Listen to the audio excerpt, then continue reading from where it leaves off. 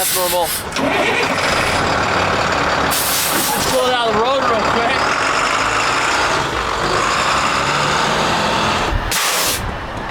Well, the latest and greatest purchase from Mr. Heavy D Sparks. You're looking at a 2009 International. Light wear and tear on her. I can smell the coolant.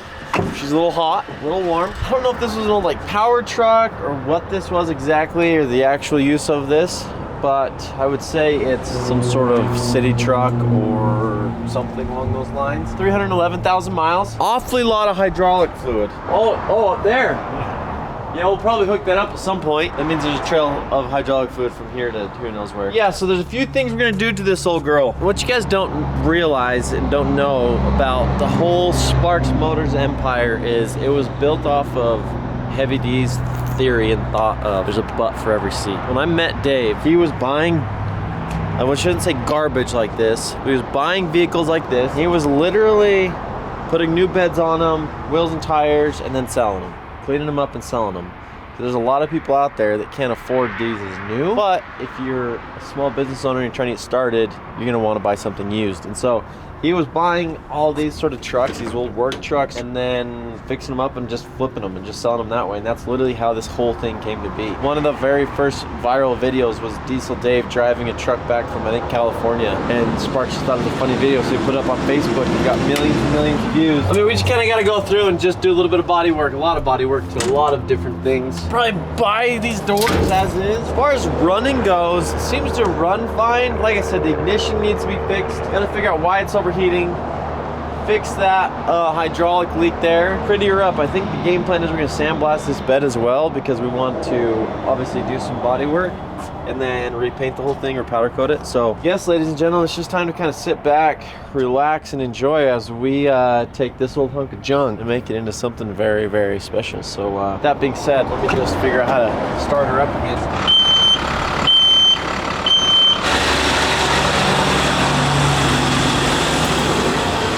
Hand this off to the professionals, let them kind of go through, see what's needed. What we don't want to do is hit power lines, or do, whatever, sixes. All right, come with me, guys. This is kind of where we're at. We've got a lot of work to do, and you guys are just going to need to follow along because it's not going to be one episode on all the progress. It's going to be a lot of different episodes. We got all these doors out, doing a whole lot of rust deleting on here. Dallin's already fabricated a lot of this stuff to replace that, but today, I need you to follow Dallin. Come on over, Dallin. What's up, guys? This is our boy, Dallin, okay? You've seen him in past videos and everything like that. We've got this outrigger that is completely rusted into this tube. So we got rust on rust on stuck and everything. That's a part of this truck being as useful as it should be with the crane. We need this outrigger to actually be able to slide out. And right now how it sits is the outrigger has a tube that sits inside of another tube, and that's what actually lets it slide out. So with those two being rusted together, outrigger doesn't outrig. So you're knocking that loose. We've got this crazy setup. We'll get another crazy setup on the other side to help push it. And yeah, it's a little bit of a process, but we'll get it done. I'm leaving them with you, okay? So just number one, make sure it works. Make sure it's entertaining because they want to have some entertainment. If you know the crazy setup that we're gonna have here, it's gonna be entertaining. I can promise you that. Applying heat, applying lubricant. Some pounding. Some pounding. Some pounding, some pulling, some pushing, definitely lubing. Hey man, I think I'm learning from the best here, I'm gonna walk away. Guys, goal is by the end of this video, this has to be out functioning. If you don't do that, yeah, I don't think we need you tomorrow. Okay, see you guys.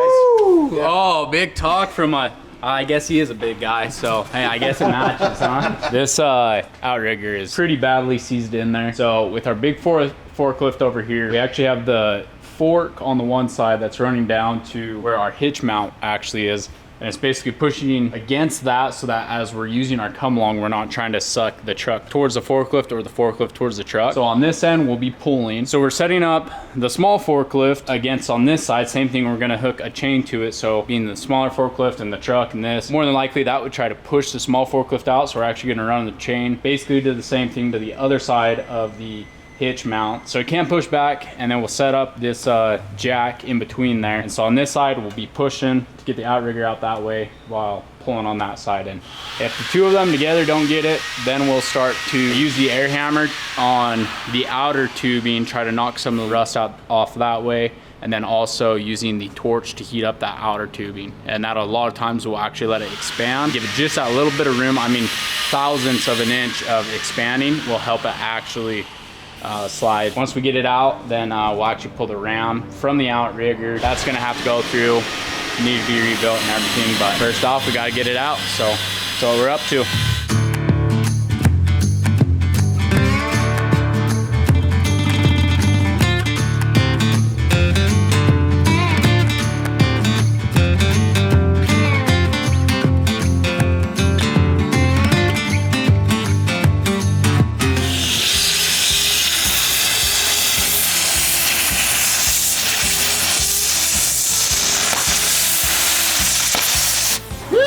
Hey, Dal, you got it from here? I gotta go. Already packed, ready to go. Speaking of being packed, I wanna show you something. Are you a one strapper or a two strapper? It's a real question. Stop what you're doing, put it in the comments below. This is the Nomadic bag. It has 20 purpose-filled pockets, which means I can put all sorts of stuff in for my journeys. The best part is it goes from 20 liters up to 30 liters. So if I'm going on a day trip or if I'm going a week long, I got plenty of space. I bring hats, my drone stuff, your snacks, your meta glasses, bring some cash. Pocket number 2. What do we got? Oh, all of my clothes. I bring 1, 2, 3, 4, 5, 6, 7 shirts. Room for my socks, my undies. You got your GoPro. Is that it? No, that's not it. What if I want to do some editing? My laptop pocket. Keeping it safe. See, this is the perfect travel bag because A, it's durable, B, it's got 20 purpose-filled pockets, and it can go from 20 liters to 30 liters, so you can do a day trip or a week-long trip.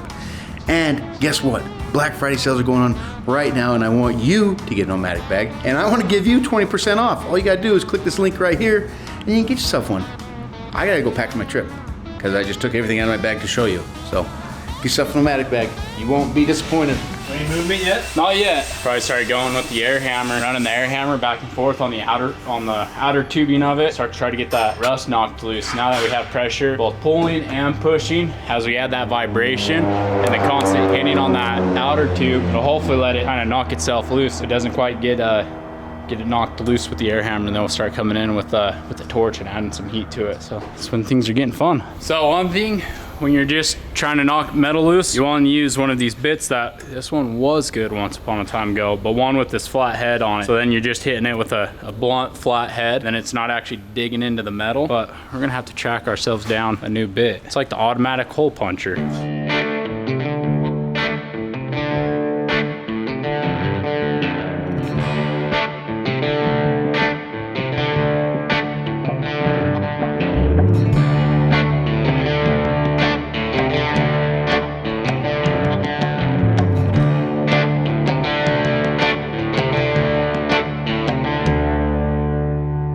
What kind of contraption we got here, Dallin? Well, this one is like the most ultimate crab hand that you've ever seen. It's not a guy we're using. Just gotta get it out of the way here.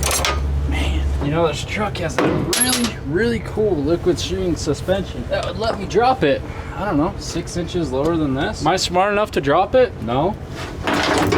Will I get the job done regardless? Heck yeah.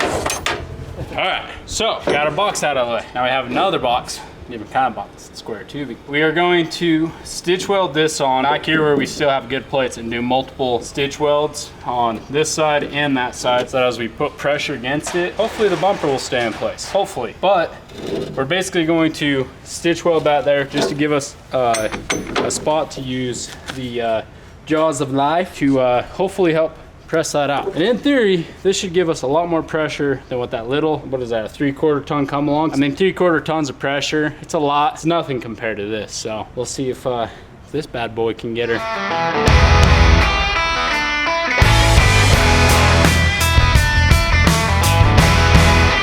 You've been using it for a while. Did you unlock it? I mean, as far as I am aware, yes. how do you know if it's locked or unlocked? Well, essentially off of the hydraulics. Are the It's hydraulics basically running? what we're going off of. No hydraulics going. The hydraulics are disconnected. Okay, so you So- shouldn't have any hydraulic lock or anything. Yes. Okay. And then as far as if there's a mechanical lock, from my observations, No mechanical lock. No mechanical now, lock. you understand that you're studying civil engineering, not mechanical. You understand that is not true. Okay. This guy here.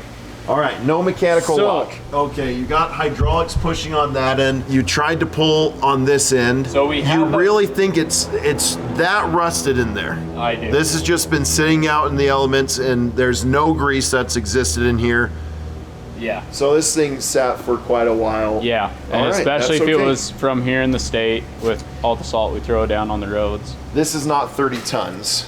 So that's So I why we have know- the chain. Okay, come on, get with the program now. Okay, all right. We've You already have the been through chain. this, okay? I got it. So this isn't So- pushing back. You got okay. Yeah. So All right, the good chain keeps that from pushing back. Okay. There's a bit of Okay. tension under there.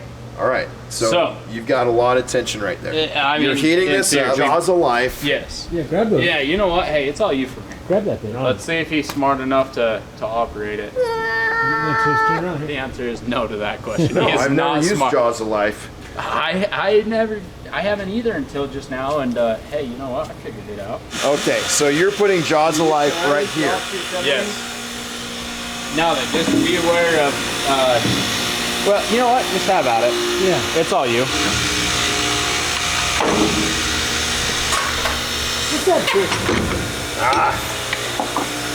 You're right there. I know you're on the right page. You got it. Even like on this side, if there's some way to get the weld on that outrigger back here, that's definitely, what do you call it, curved. So you're trying to like back here, if that was flat and flat, and you might be able to have a little bit more to push so it's more direct coming out. I feel like coming up here, you're kind of trying to push this at an angle apart. It's going to make it even harder. It's leveraging it. Like the back end is going to want to hit against that back wall, and you're adding more stress, right? Probably cut that back a little bit. I mean, The other thing if too- we even grinded portion of that weld right there to make it flat to flat, so that you're pushing against the rectangle that way or the tube that way and this faceplate that way, then you could have more of a instant push. Have you dumped buttloads of WD down there? That's my ability, yes. You really have? There's been a lot of WD built I'm just like on both sides, just like, He's like getting a gallon of WD. I'm good.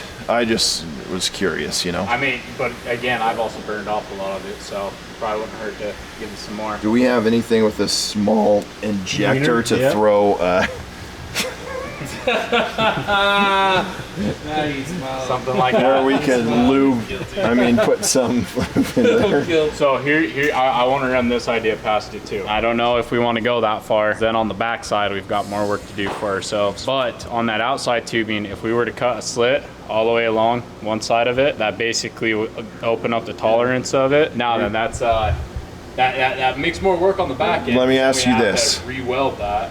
I mean, Mr. Civil Engineer, make a business decision. I'm going to have you. Why is he talking like this when he's down on the ground? I mean, he may be when he's standing, you know, there, but I like my odds when he's like this. What are we working with here, Dallin? We've got a Inner or rectangular tube, outer Rectangle. tube that is 1/4 inch thick-ish.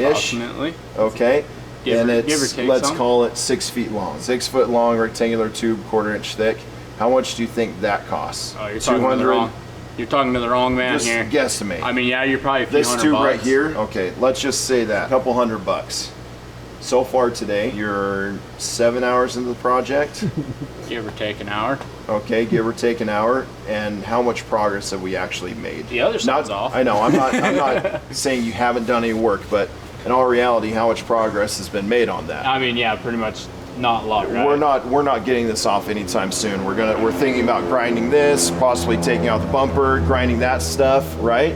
So there is a possibility of just pulling it off. To get this unstuck, we want to salvage this because we don't want to remake this. Right. Right? But that tube, if it's just a tube that we got to weld from here to there, and I'm looking at, let's estimate on the high side, $600 to get that tube in, then to weld it back onto here and clean this thing up so it can go in and out, and I can have you cut that slit down, pull this thing out, and we'd be able to do that within the next hour. For me, Give or take an on hour. a business decision, right? Business decision, that makes a Run lot it more that way. sense because right now, I mean, for viewer's sake, we want to go through a bunch of different things and shove a bunch of lube and whatever we can in there to see what's going to happen. But from business sake, Are you talking about the tube down there? it makes a lot more sense to think Just doing do what you away said. with it, put new stuff in. Relieve that tube so it can open up a little bit more, Yeah. and we have a lot more space to be able to get this out. This is more expensive to make than that tube. Absolutely. So I would say business-wise, makes more sense to look at that.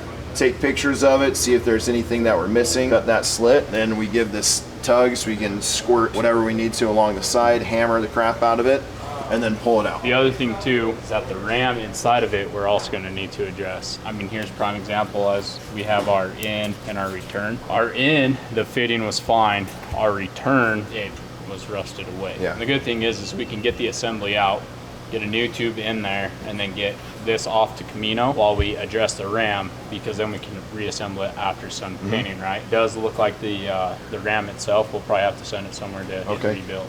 So we're gonna cut our losses, literally, all right? Between Caleb and myself, we've came to the conclusion that in theory, we may be able to do get this unstuck, but for the time we already have into it and the potential extra time it would take, that we're gonna be better off to actually just cut away that tubing and just put new material under there. One, that's gonna be a guarantee that problem solved. And two, it's gonna be new material, so it's going to help prevent this from happening in the future. And when we go to put the new material in, either paint it or powder coat it, just give it an extra level of protection against rust, especially since we're in Utah here. That out, we can actually dress the ram better when it's, you know, we've only got 1.5 feet of room between the bottom of truck to ground. Doesn't give you a lot of room to work and actually address other potential issues. So just as a whole, we'll get everything out from underneath and put new stuff underneath. I mean, this is a big component of this truck being functional and operating the way it should. So we would definitely want to make sure we get it done right. Yeah. Oh no. Wait. Oh no. Wait. Let's try again.